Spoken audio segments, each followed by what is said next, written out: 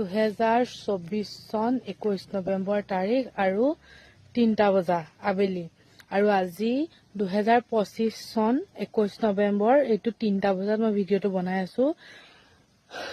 আজি পুৰা date to date এবছৰ হৈছে মোৰ মা মোক এৰি থৈ গুচি যোৱা।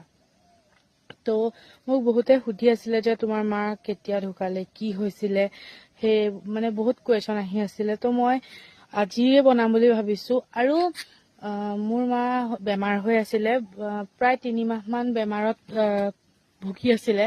তাৰপিছত তেতিয়া মই ক্লাছ 10ত আছিলো, মেট্ৰিকলে মোৰ 2 মাহ আছিলে। সেই তেতিয়া মোৰ মাৰ মৃত্যু হৈছিলে। আৰু মোক বহুতে কৈ থাকে যে তোমাৰ কি বেয়া নালাগে নেকি মাৰ কাৰণে, তুমি যে ইমান ভিডিঅ' বনাই থাকা হাঁহি ধেমালি কৰি। সেইটো অকল মই জানো যে মোৰ মালে মনত পৰে নে নপৰে।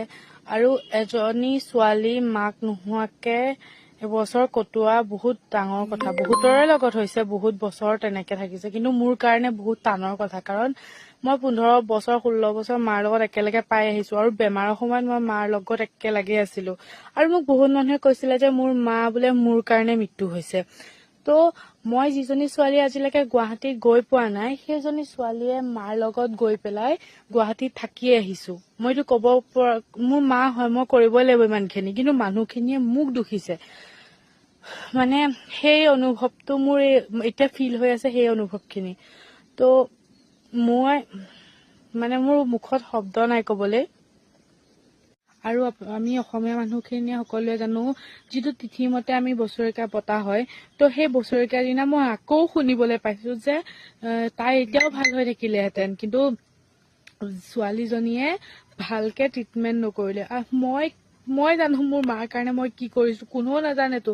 আৰু মোৰ দেউতাই জানে, মোৰ পৰিয়ালৰ মানুহে জানে। তো বেলেগৰ মানুহৰ ইমান আহি পেলাই মোক মানে ইমান কথা শুনাবলৈ, মোক নুশুনাই কিন্তু বেলেগক কয়, কিন্তু সেই মানুহে মোক কয়। কি হয় মই বুজি নাপাওঁ। তো মই আপোনালোকক হাতযোৰ কৰি কৈছো, প্লিজ এনেকৈ কথা নুলিয়াব। মই বহুত দুখ পাওঁ, নিজৰ মাকক হেৰুৱাইছো মই।